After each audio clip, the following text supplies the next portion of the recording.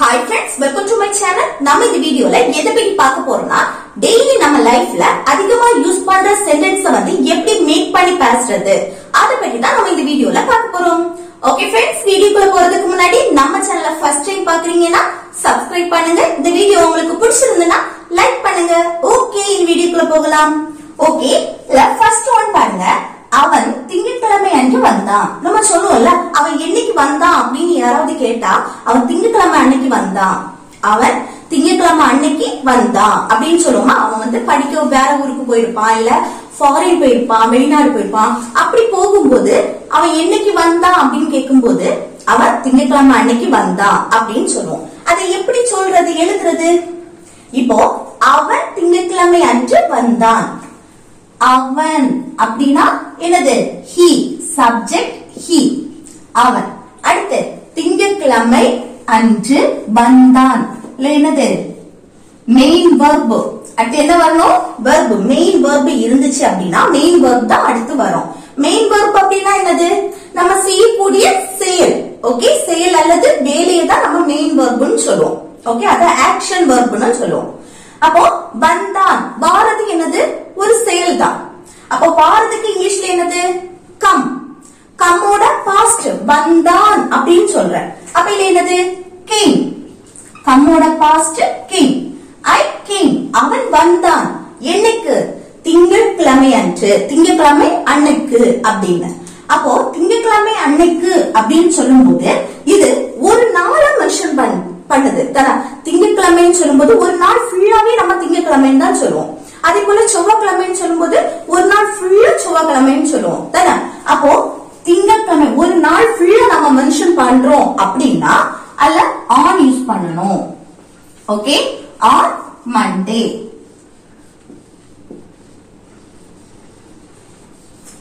On Monday.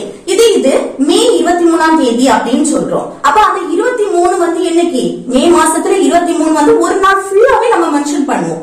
அப்ப அதுக்கு முன்னாடி நம்ம ஆன் அப்படின்னு யூஸ் பண்ணுவோம். ஓகே, அப்படி ஒரு நாளை நம்ம மென்ஷன் பண்ணி பேசுறோம் அப்படின்னா அந்த இடத்துல ஆன் யூஸ் பண்ணுவோம். On Monday.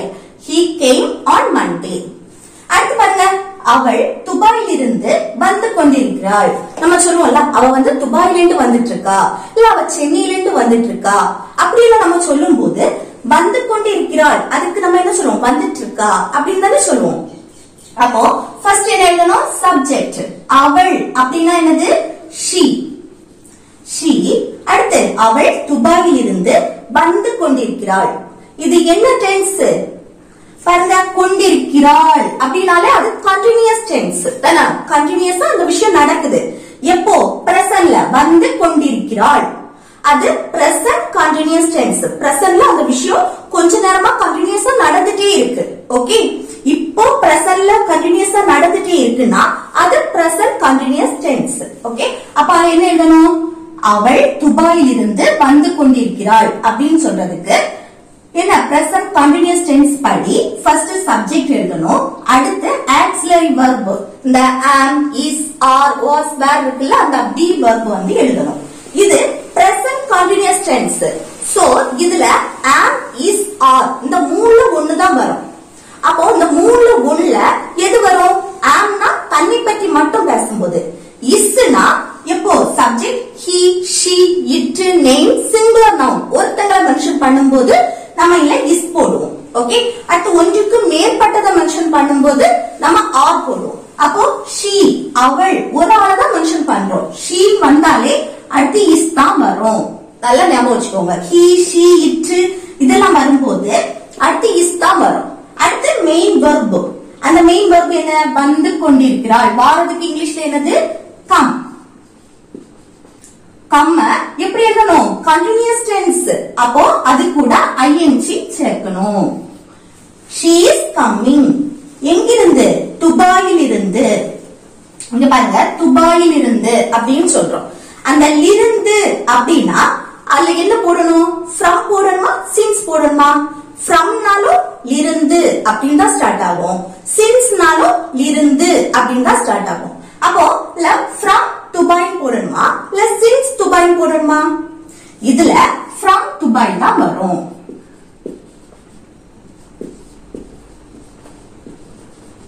ஓகே, from துபாய்னு யா வரும்னா இப்போ இது வந்து ஒரு இடத்தை மென்ஷன் பண்ணி சொல்றோம். துபாயில இருந்து வர, நான் சென்னையில இருந்து வர அப்படின்னா நம்ம எல்லாம் from தான் யூஸ் பண்ணுவோம்.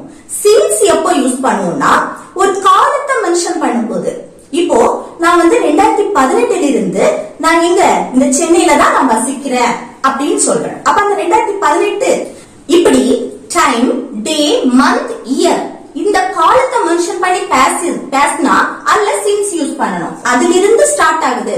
இப்போ நான் என்ன சொன்னேன், 2018 இருந்து நான் சென்னையில வசிக்கிறேன் அப்படின்னு சொல்றேன். அப்ப 2018 இருந்து அது ஸ்டார்ட் ஆகி கண்டினியூஸா அந்த விஷயம் இப்ப வரைக்கும் நடக்குது தானே. அப்போ நம்ம அதுல என்ன பண்ணணும், since யூஸ் பண்ணணும். இது போன வருஷத்துல இருந்து நான் இந்த கம்பெனில தான் வேலை பாக்குறேன் அப்படின்னு சொல்றேன். அப்போ போன வருஷம் இது வருஷத்தை மென்ஷன் பண்ணி பேசுறோம். ஓகே, அப்ப இல்ல என்ன போடணும், since போடணும். போன வருஷத்திலிருந்து நான் இந்த கம்பெனில வேலை பாக்குறேன். பாஸ்ட்லயே தொடங்கி இருக்கு, இப்ப வரைக்கும் அந்த விஷயம் கண்டினியூஸா நடந்துட்டே இருக்கு. ஓகே, அப்ப அது since. ஆனா மற்றபடி நம்ம வந்து சொல்லுவோம்ல, துபாயில் இருந்து, சென்னையில் இருந்து, அவளிடம் இருந்து, இது யார்கிட்ட வாங்கின, அவளிடம் இருந்து, இல்ல ராஜாவிடம் இருந்து அப்படி சொல்லுவோம்ல, ராஜா கிட்ட. அது எல்லாமே என்னது, from தான் யூஸ் பண்ணுவோம். ஓகே, அடுத்து இன்னொன்னு, நான் காலையிலிருந்து சாப்பிடவில்லை அப்படின்னு சொல்றேன். அதுல என்ன யூஸ் பண்ணுவோம், since. காலையிலிருந்து அது ஒரு நேரத்தை மென்ஷன் பண்ணி பேசுறது தானே. ஆனா காலையிலிருந்து மதியம் வரை சாப்பிடவில்லை, அப்போ காலையிலிருந்து ஸ்டார்ட் ஆகி மதியம் வரைன்னு சொல்லிட்டு ஸ்டார்டிங்கும் எண்டிங்கும் இருக்கு. அந்த இடத்துல since யூஸ் பண்ண கூடாது. ஓகே, since வந்து காலத்தை மென்ஷன் பண்ணி பேசும்போது தான் வரும். ஆனா ஸ்டார்டிங் பாயிண்ட் இருந்தா மட்டும் தான் வரும். எண்டிங் பாயிண்ட் இருக்கு அப்படின்னா அந்த இடத்துல from யூஸ் பண்ணணும். ஓகே, ஒரு காலத்தை மென்ஷன் பண்ணி பேசும்போது ஸ்டார்டிங் பாயிண்டும் எண்டிங் பாயிண்டும் இருக்கு அப்படின்னா அந்த இடத்துல from யூஸ் பண்ணணும். இப்போ நான் சொன்னேன்ல, 2018 இருந்து நான் சென்னையில வசிக்கிறேன்னு. அப்ப since 2018 இருந்து 2022 வரைக்கும் சென்னையில வசித்தேன் அப்படின்னு சொல்லும் போது அங்க என்ன, 2018 to 2022. அப்போ அதுல வந்து from to யூஸ் பண்ணும், from யூஸ் பண்ணும். ஓகே, அப்ப ஸ்டார்டிங் பாயிண்டும் எண்டிங்கும் இருக்கு அப்படின்னா அந்த இடத்துல நம்ம from யூஸ் பண்ணுவோம். ஸ்டார்டிங் பாயிண்ட் மட்டும் இருக்கு, ஒரு டைம் மென்ஷன் பண்ணி பேசுறதுல ஸ்டார்டிங் பாயிண்ட் மட்டும் இருக்குன்னா அந்த இடத்துல since யூஸ் பண்ணுவோம். ஓகே, அப்ப இது வந்து டைம் மென்ஷன் பண்றது இல்ல, ஒரு இடத்துல இருந்து நான் வரேன். அப்ப அந்த இடத்துல நம்ம என்ன யூஸ் பண்ணுவோம், from தான் யூஸ் பண்ணுவோம். ஓகே, அப்போ she is coming from Dubai. அடுத்து பாருங்க, அவளுடைய அப்பா ஒரு டிரைவர் அப்படின்னு சொல்றேன். அப்போ இது எப்படி சொல்றோம், அவளுடைய அப்பா, அவளுடைய அப்படின்னா she தான் போடணுமா, அப்படி போடக்கூடாது. அவளுடைய அப்படின்னு சொல்லும்போது her. நல்லா ஞாபகம் வச்சுக்கோங்க, அவள் அப்படின்னா she, அவளுடைய அப்படின்னு சொல்லும்போது her. ஓகே, her father அப்பா, அவளுடைய அப்பா her father.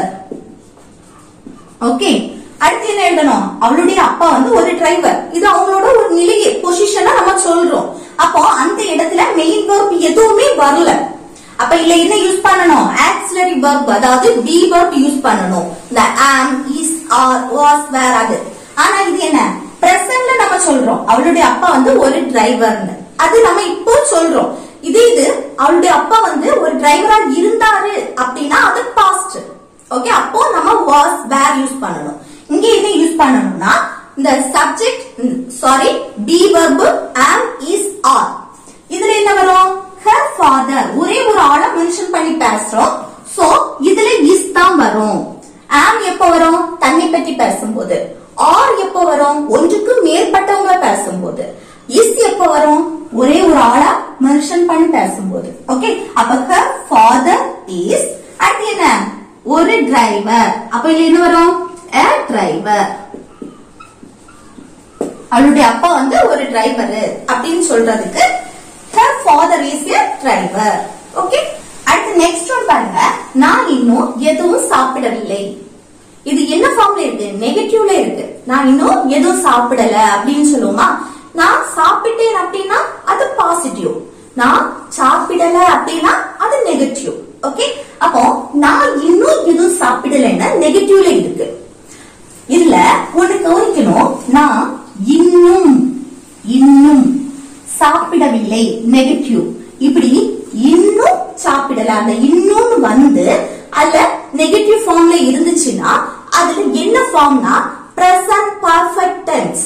ஓகே, நல்ல ஞாபகம் வச்சுக்கோங்க, பிரசன்ட் பர்ஃபெக்ட் டென்ஸ். இப்படி ஒரு விஷயத்த இன்னும் நான் செய்து முடிக்கல.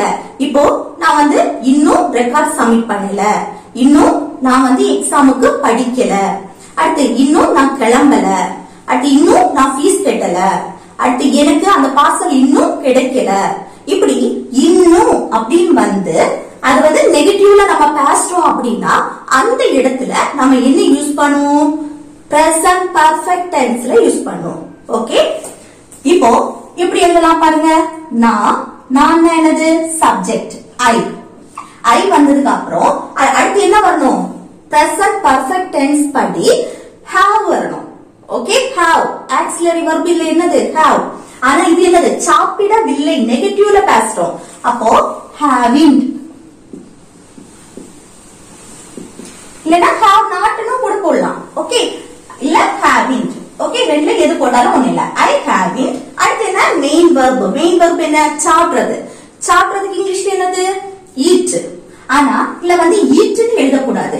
ஏன்னா பிரசன்ட் பர்ஃபெக்ட் டென்ஸ் படி வரக்கூடிய மெயின் வெர்ப் எதுல இருக்கணும்னா பாஸ்ட் பார்ட்டிசிபிள், அதாவது V3 ஃபார்ம்ல இருக்கணும்.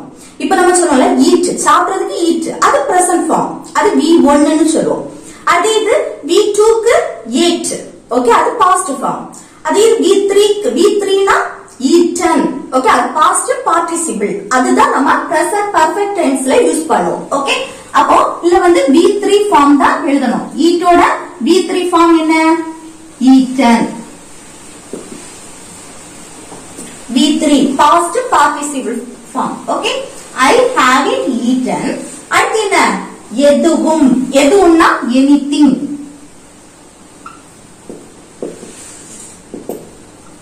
anything.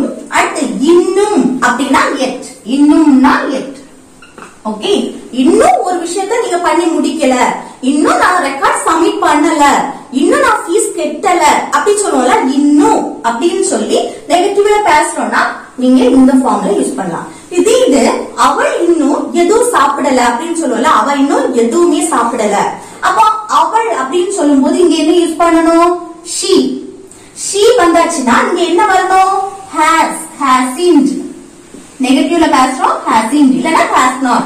Okay, she hasn't eaten anything yet. இது அப்படியே எழுதலாம். ஓகே, இது இன்னும் வராம நான் சாப்பிடவில்லை, நான் சாப்பிடல அப்படின்னு சொல்றதுக்கு I didn't eat.